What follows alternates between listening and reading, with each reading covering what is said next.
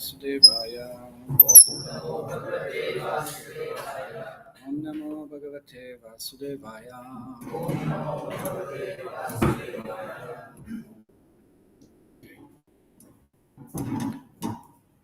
Don't touch anything.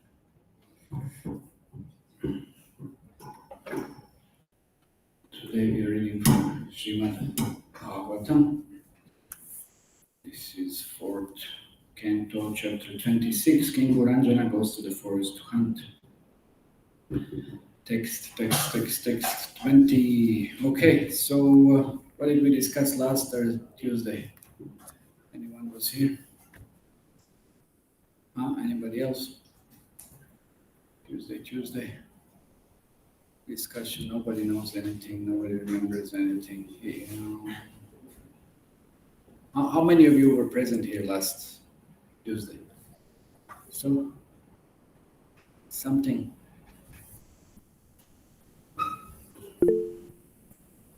Should remember something, otherwise what's the use? No? Make some notes. Last time I requested if you can bring some notebook and something, make some notes. Because you'll be just sitting here for what? Unless you remember, then what is the use? What is the benefit of hearing them? I'm not benefiting really just by being here. You have to hear. You have to apply that. What you have heard. It's not much use. Okay, follow. Many of the offenses are happened due to inattentiveness. Offenses happen due to inattentiveness, but why did we discuss about offenses? Related to Brahma, that Brahma said to Krishna that when child in a womb commits a mission, then mother did not get any offense. Okay, related to Brahma. Okay. Child in the womb, he said that. Okay. Or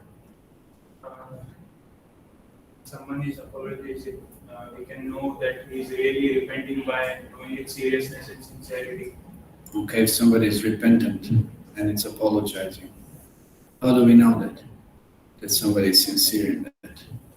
He's seriously repenting and he is rectifying, going ahead. Okay.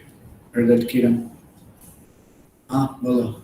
When the last was King Puranjana, he regretted his sinful activities and he tried to pacify his feelings. So when one starts repenting, the purification starts, and Okay. one should not repent too much, otherwise you'll be stuck in. Yeah, one should not get in a loop of the mode of ignorance. That's another extreme. Okay, King Puranjana, pacifying his. That was the analogy. Okay, anything else? We discussed that about enthusiasm and not losing interest. I think Prabhupada mentions that when one loses interest, he engages in sinful acts.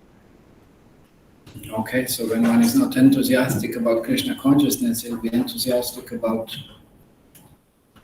animal life, sinful life. Krishna doesn't take an offense by material energy and devotees do. Okay, that was another point. Okay, it's here today. Text 20. Anuninye Atashana Shanakair Viro Ankunayam Kovidaham Asparshapadayugalam Atha Chotsangalalitam. Okay, translation and purport by His Divine Graces Bhaktivedanta Swami Srila Prabhupada. Because the king was very expert in flattery, he began to pacify his queen very slowly. First, he touched her 2 feet and embraced her nicely. Seating her on his lap, he began to speak as follows. Purport. One has to awaken his Krishna consciousness by first regretting his past deeds. Just as King Puranjana began to flatter his queen, one should by deliberate consideration raise himself to the platform of Krishna consciousness. So it's the same process. That's given. It's interesting. It's the same process in Ayurveda that is given to cure oneself. So it's a practically the same system given in the Vedic scripture for everything. What does that mean? I mean that it's just a universal system. If you want to change something, you have to settle something that was not correct in the beginning. You cannot continue with something that it's wrong and then hope for a change. That doesn't work. That's just universal principle. No? So like in Ayurveda, what does that mean? If you're taking Ayurvedic medicine, you have to adjust body to it. So you have to follow certain diet. You have to follow certain guidelines. They're not same like those which made you sick in the first place, no? So you have so in order of medicine to be effective, you have to place your body in such a condition that the medicine will take an effect. So you have to follow certain diet. So here also, this is what it said now. So to awaken Krishna consciousness, first you have to regret past deeds. That means you have to stop being sinful. You can't continue being sinful and then hope, okay, I'll be Krishna conscious. Bad idea. I mean, maybe Krishna consciousness is so powerful, but it will take a long time. And it will become more difficult to be Krishna conscious. And then most often what happens, people say, oh, it doesn't work because it's so slowly acting, so to say, even though we are, kind of apparently practicing something, but we are also continuing with so many sinful activities. So one has to become regretful of the sinful deeds, and one should not continue with the sinful deeds. Then once the ground is settled, once the foundation is appropriate, and then you can keep on building up upon it. Then you can benefit from Krishna consciousness. So in a similar way, that's how we practice the process then. You should not do things that are contrary, because you can't, it's just something that is completely opposite. You can't do the same things together. One that contradicts or cancels each other. That does not make sense. Just really doesn't make sense. Okay, we have to offer invocations prayers first before we start or continue discussing. Om Ajnana Timirandasya Gyanjana Shalaka Chakshunuritamina Tasmai Shri Gurave Namaha. Namo Vishnu Padaya Krishna Krishna Bhutale Shimate Bhaktivedanta Swami Tinami Namaste Saraswati Deve Gohan Prachamina Visheshashanari Pashchita Vishta Jai Shri Krishna Chaitanya Prabhu Nityananda Shadvaita Gadada Shri Sarigora Bhaktivinoda. Hare Krishna, Krishna Krishna, Hare Hare, Hare Ram, Ram Ram. Okay. So here another interesting statement by Srila Prabhupada is that by deliberate consideration, one should raise himself to the platform of Krishna consciousness. So it's not just going to happen by magic that you're going to become Krishna conscious. It's not going to happen by chance you're going to become Krishna conscious. It's not just going to manifest somewhere, somehow. It's not going to, you have to endeavor for it. You have to consciously endeavor, deliberately, like Srila Prabhupada said. You have to be really aware of it. I want to be Krishna conscious. Not just that, suddenly somebody touches you with a magic wand, that stick,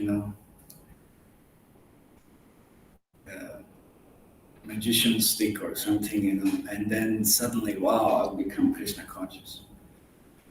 Or you may say, like Dhruva Maharaj, when Vishnu appeared, he touched him by a conch, and then he was enlightened immediately. But he did endeavor. He made a deliberate effort to meet Vishnu. So he did endeavor deliberately. So one has to be deliberate. It's not going to happen by chance. One has to make an effort. One has to cultivate, or first of all, develop desire to meet Krishna, to practice Krishna consciousness. Then it will happen. It is not a mechanical process. It is not that I keep on chanting like somebody was chanting.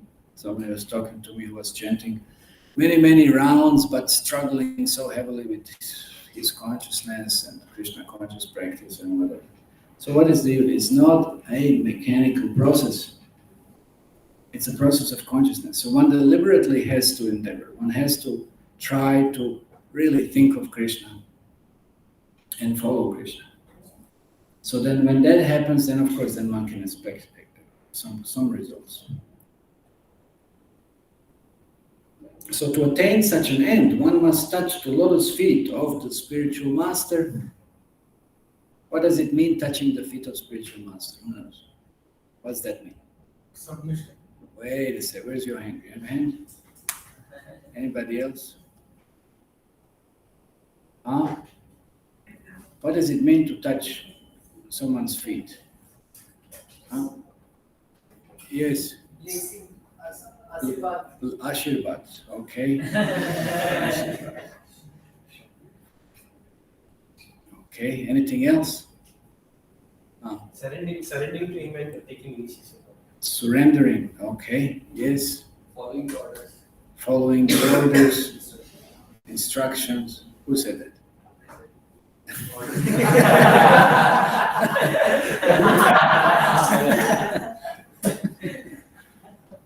Okay, anything else? Okay, basically more or less that's it, yeah. So that's all correct. But it should not be taken cheaply, no? It's not, again, it's not a mechanical process, because then what it means, you touch someone's feet, you're transferring your bad karma to them. That's why you should not allow anybody to touch your feet, unless they are very closely in some relationship to you. So it's not, again, it's not a mechanical process. Why are you making such a face? Somebody touch your feet? Yes. Anyway, now go ahead and jump in that Kaliya lakes. Krishna Kaliya. Anyway, so we already explained. And what do you do when something like this happens? We already explained what Srila Prabhupada would do. Yeah, take it back. Prabhupada would touch someone's head, okay, take it back. And person would think he's blessed.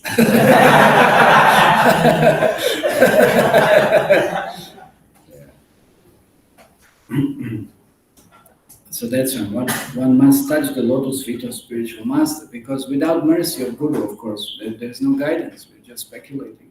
How can we advance in spiritual life? Without realization, without understanding what is the purpose really, what is the goal, how it is to be attained, it is not possible. So only by mercy of somebody who is already experienced. That's why it says, Tadvidi pranipatena pariprashna sevayo parikshantite jnanas jnaninas tattva darshinaha. Jnaninas tattva darshina means those who are seers of the truth, those who have experienced, who have seen, know the truth, absolute truth. Then one can also reach to the same stage. So Krishna consciousness cannot be achieved by self-endeavor. So it's not, individual business.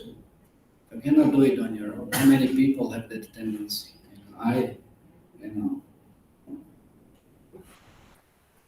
Merakut kabal, in my own effort or something, I'm gonna achieve something. Everybody has that tendency. That's why we are here in this material world, no? We have to prove something to someone or whatever. No, it's not by our own effort. It doesn't work like that. Your effort is to surrender to someone else. That's the real effort. And then following those instructions, advance in spiritual life. So it's not by self-endeavor. That is different. That is impersonal path. And this is what Krishna condemns in Bhagavad Gita. Klesha dikharas tesham avekta sakta chetasam avekta higatir dukham. Dehavaptiravaplete dukham. It's dukkha, it's very troublesome. Very troublesome to individually endeavor like this.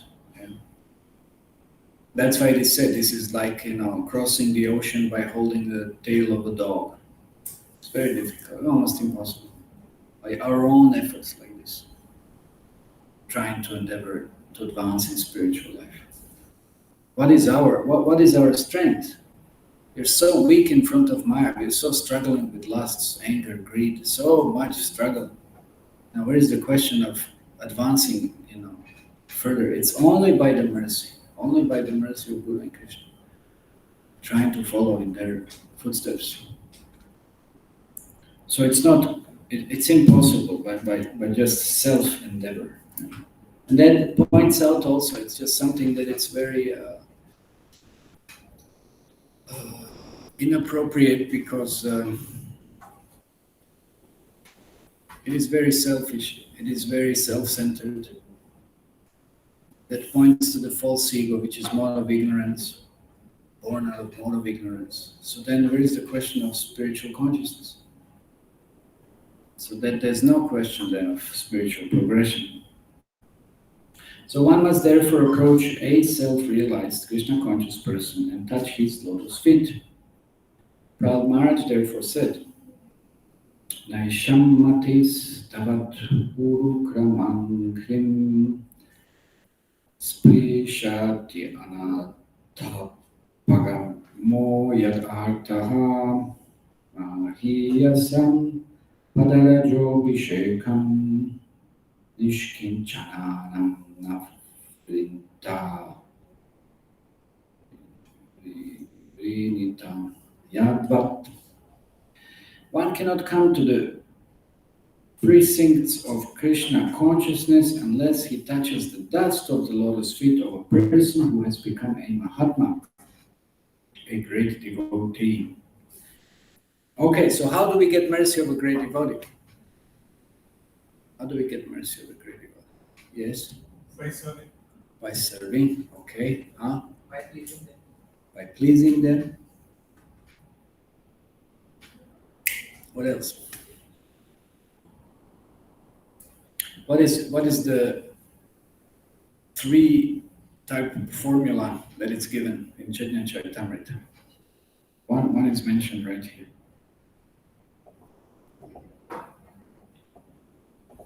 Anybody knows? No? Bhakti Pada Duliyara Bhakti Pada Jala Bhakti Muktiyara Shesha Aitina Seva Haite Pukaryaka Puna Sarva Shastra Pukarya Punas Bengali. Nobody.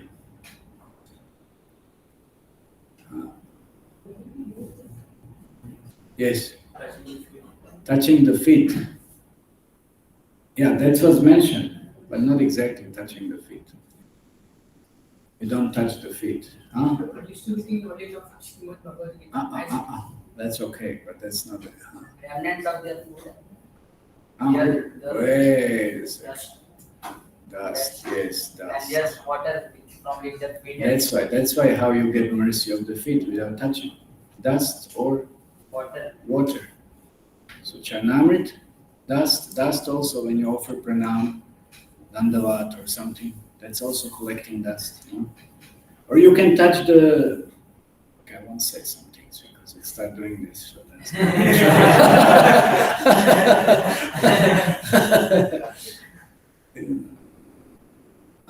okay, we'll put it this way. You just go and take Charnamrit every day from Krishna, from the altar. Right on the altar they give Charnamrit. So you have to take Charnamrit.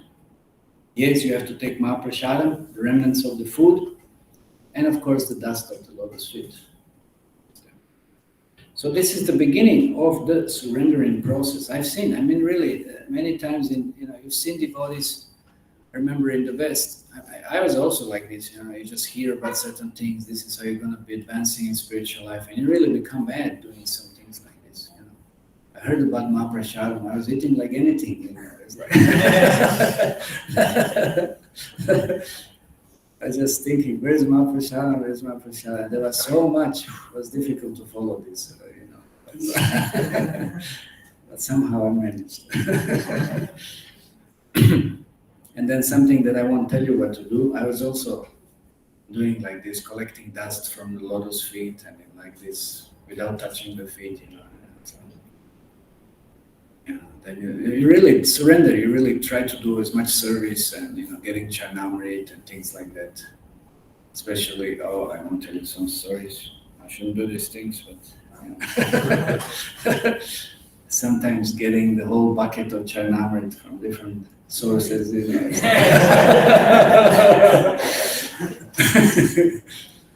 Like this. Anyway, there are some pastimes that are not publicly described. It's like so you really desire mercy, you get the mercy.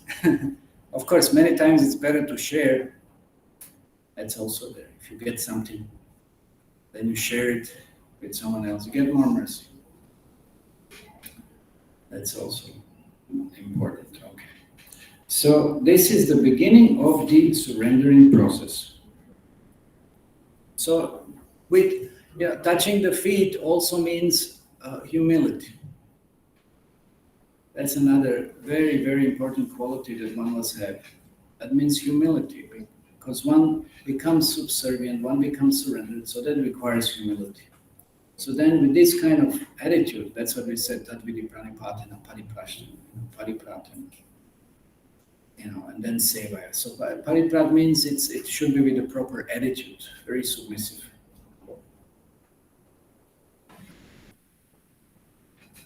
Lord Krishna wants everyone to surrender unto him.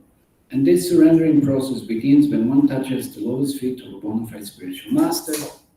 So Krishna wants us to surrender to him.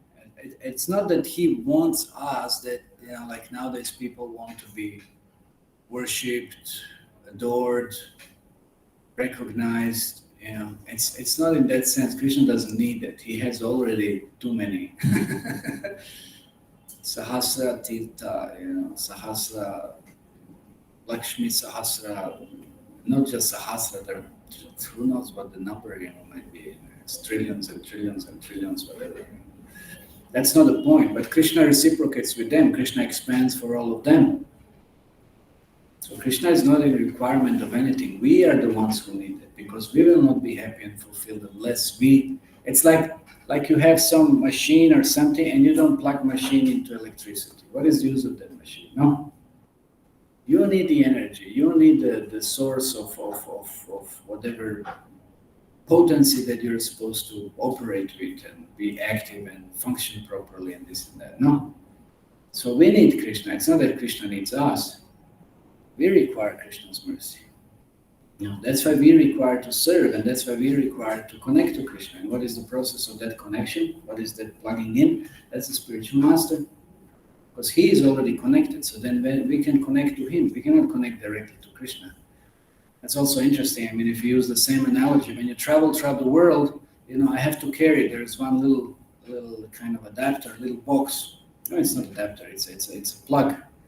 And then you keep on changing everywhere you come. You have so many. You have European, it's different. Indian, it's different. American is different. Australian is different. I don't know any other. Japanese is like US. You have to keep on changing all the different. You can't use the different plugs. And even electricity, the voltage is not the same exactly, and this and that. So many different things. So you need a spiritual master who's going to adjust you. It's going to adjust you to connect to any proper source of Krishna consciousness. So that's why we have to surrender, because if you don't surrender, you don't connect.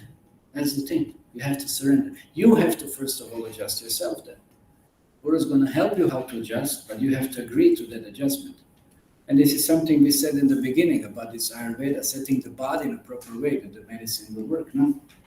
So we have to agree to properly adjust ourselves to become a recipient of the mercy, recipient of that energy, recipient of that potency that comes from Krishna. So by sincerely rendering service to the bona fide spiritual master, one begins his spiritual life in Krishna consciousness. So that's why one has to become sincere. That's the beginning of spiritual life. Really, advancing in spiritual life means service. How many of you have rendered some service? Let's say here in the temple or in spiritual life. Can you recollect any time doing something for Krishna or for devotees? How many? Who have done some service? Because if you have not done any service, that means you didn't even begin your spiritual life. That's what it said here. And of course, that's the fact. Really? You've done something?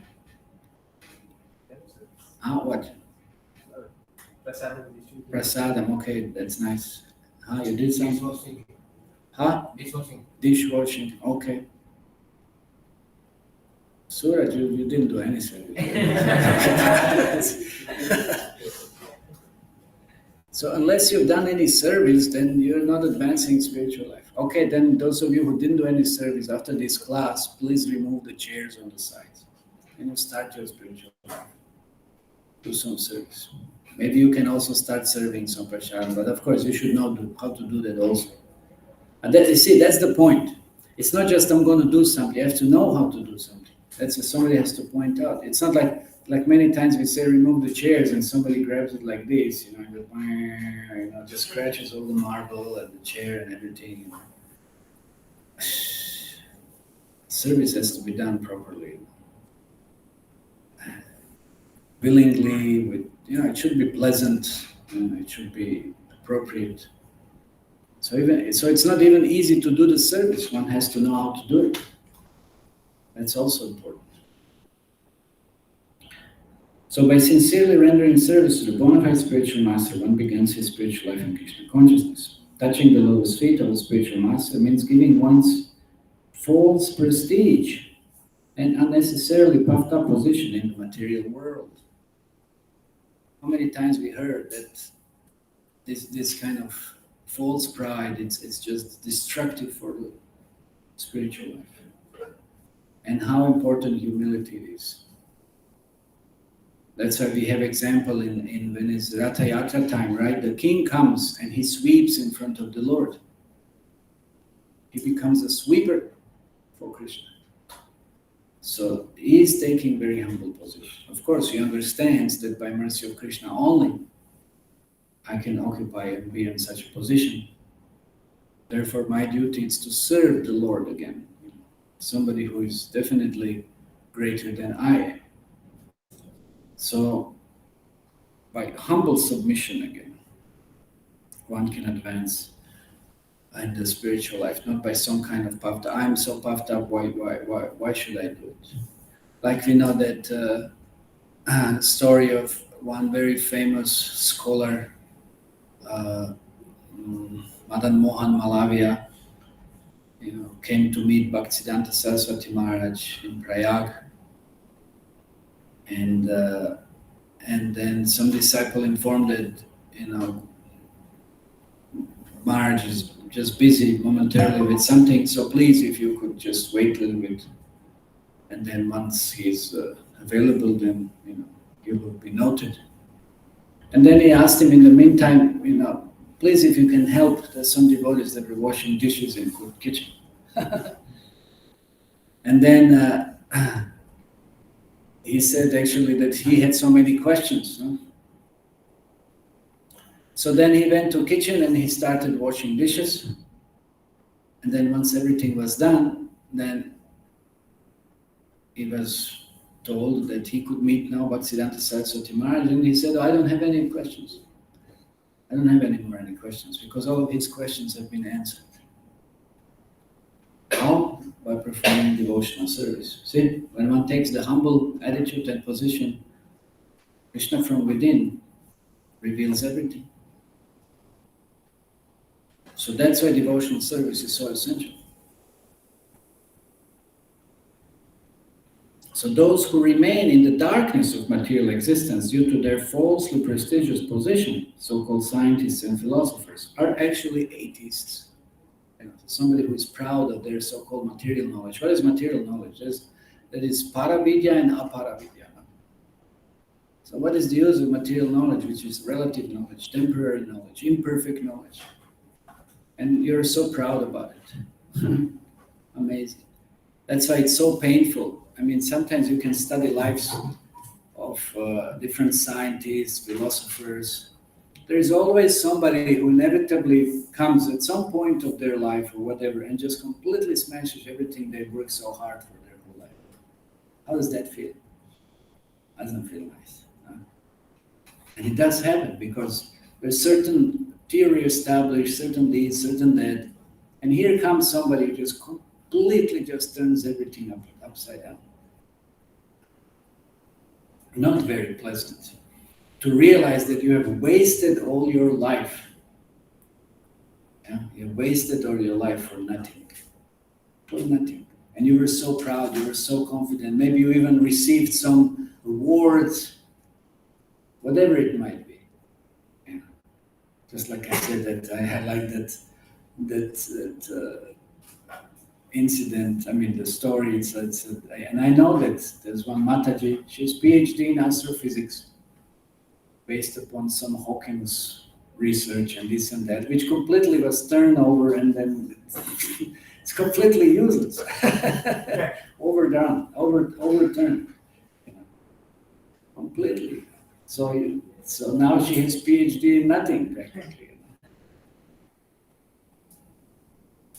That theory doesn't have any grounds whatsoever anymore. So you do something and you achieve something, but it's zero. What is the use of it? And like these people hold their life and so proud about this, so proud about that. And then the time comes, either within your life, at the end of the life anyway, you have to give it up. You have to give it up.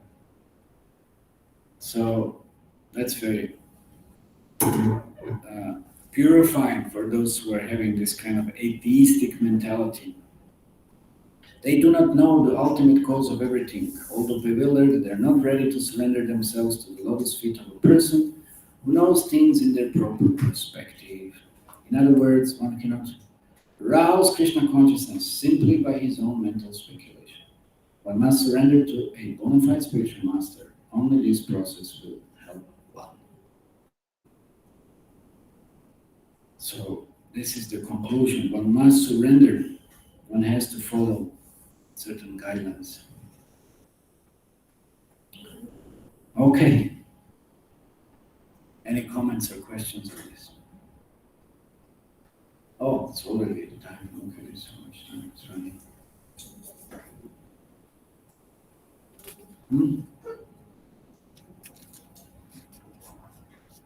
Yes.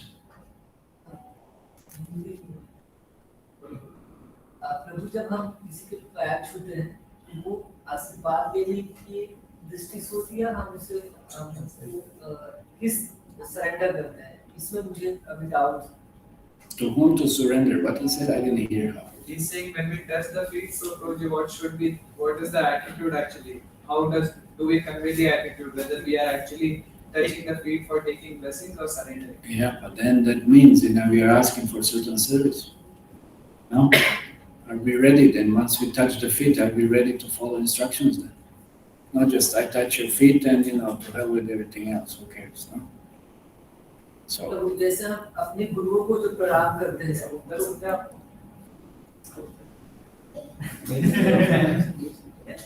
हाँ?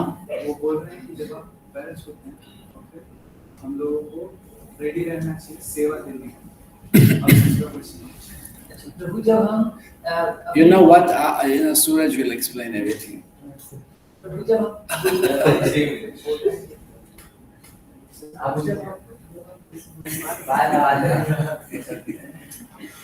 Okay. Prabhuji, can a spiritual master comes to know the urge of a devotee like? Can he come to know what? Urge of the devotee. Urge of a devotee. Yes, Yeah. spiritual master will read you like an open book. That's how Paramatma interestingly works. When he sees you, then he can immediately understand what's your position. And many times disciples pretend to be very big disciples and very advanced and very this and that, and just Guru looks at them and he understands that he's just bluffing. So you can't cheat the spiritual master. It becomes very evident. What is the state of someone's consciousness? That is very evident. One thing it's by experience. And another thing is, one just understands what someone's position is by the mercy of Paramatma. Krishna informs the spiritual master what is going on. Okay?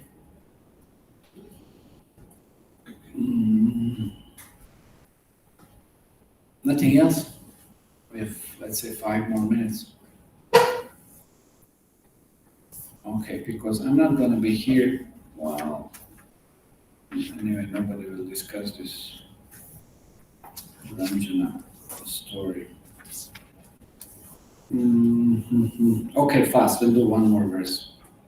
I'll just give a brief, maybe some commentary. King Puranjana said, my dear beautiful wife, when a master accepts a servant as his own man, but does not punish him for his offenses, the servant must be considered unfortunate. Whoa, you see? So if you're not punished for something wrong, then you should consider yourself unfortunate. That means if Guru neglects you, that's even worse than a punishment. Punishment actually is a blessing. The Guru takes trouble to correct. It's a blessing. How much correction is required? And how much trouble that is. Like Prabhupada said, it takes tons of blood to try to make someone a devotee. So much energy, so much effort, so much patience, tolerance. Srila Prabhupada says, according to Vedic civilization, domestic animals and servants are treated exactly like one's own children. Animals and children are sometimes punished not out of vengeance, but out of love. Similarly, a master sometimes punishes his servant, not out of vengeance, but out of love, to correct him and bring him to the right point. There is a Chanakya Pandit saying, Lala, there's one verse. But basically it's the same, like, you spare the rod and spoil the child. Spare the rod and spoil the child. So many examples. If you're kind of very lenient to correct, like Mother Yashoda, like when she was explaining Krishna, she was told Krishna is Supreme Personality of Godhead, don't treat him like this and that. Or Nanda Baba said, no, it's, he has to be corrected, he has to learn how to behave. He cannot do all these things. So that's the whole point. That's the natural love of the parents. They'll correct, or the teacher also, they will correct. Correction is real love. And that somebody continues being nonsense. So one has to be guided properly. And that's all done out of love. So thus King Puranjana took his punishment dealt by his wife, the queen, as a mercy upon him. He considered himself the most obedient servant of the queen. She was angry at him for his sinful activities, namely hunting in the forest and leaving her at home. That's like you put your japamala at home, you hang it, and you go out doing nonsense. King Puranjana accepted the punishment as actual love and affection from his wife. In the same way, when a person is punished by the laws of nature, punished by the laws of nature, it's a reaction. By the will of the God, he should not be disturbed. A real devotee thinks in this way. When a devotee is put in an awkward position, he takes it as the mercy of the Supreme Lord. Tatenu kampam susamikshamano bunjana evatma kritam vipakam vidvagvat vapur vidadhan namaste jivetayo muktipada sadayabhag. This verse states that the devotee accepts a reversal of his position in life as a benediction by the Lord and consequently offers the Lord more obeisances and prayers, thinking that the punishment is due to his past misdeeds and that the Lord is punishing him very mildly. Punishment awarded by the state or by God for one's own faults is actually for one's benefit. In the Manu Samhita, it is said that a king should be considered merciful when he condemns a murderer to death, because a murderer punished in this life becomes freed from his sinful activity and in the next life takes birth cleared of all sin. If one accepts punishment as a reward dealt by the master, he becomes intelligent enough not to commit sin, not to commit the same mistake again. So that's another thing. So what is the punishment? Punishment means that don't do it again, because that's the tendency. You commit sin and you remain in sin. You keep on sinning over and over and over and over and over. Never get out, you just keep on sinking lower and lower and lower. suffering more and more and more and more. So it's a mercy to correct, that one doesn't commit same mistake again. It's a mercy to correct. So that's why spiritual master takes the trouble to chastise and correct somebody who is not following the instructions. Okay, our time is up. Any last comment or question on this?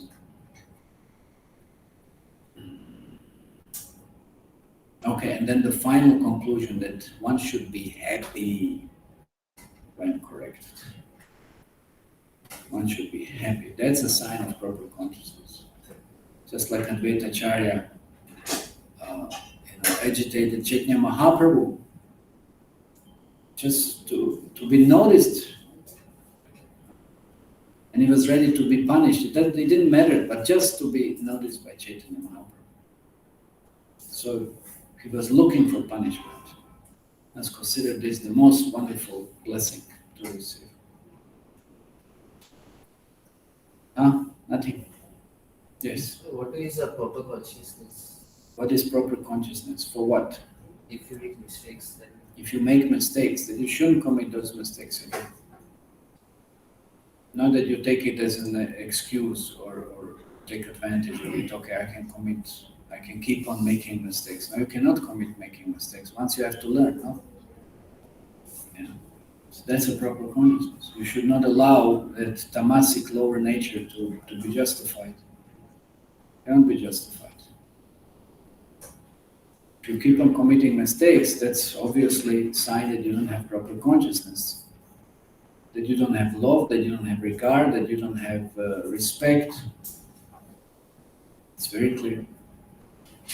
You may commit mistakes, but you should definitely make sure that that never happens again. You know, like Bhaktisiddhanta Saraswati Maharaj, he was chastised by his father. He was 3 years old. He ate a mango. He made a mistake. And his father told him, was this mango offered to Krishna? How can you eat something that is bhoga, that is not prasada? 3 years old child, can you believe that? And he asked, is this all? He didn't take prasada, he ate bhoga.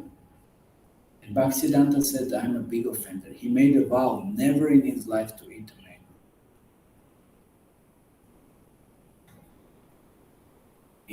And he never ate a mango in his life.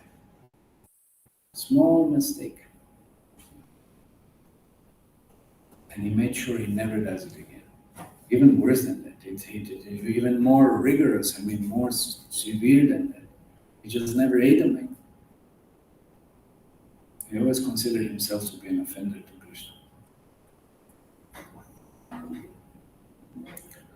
Okay, Srimad Bhagavatam ki jai, Prabhupada ki jai, Prabhupada ki jai.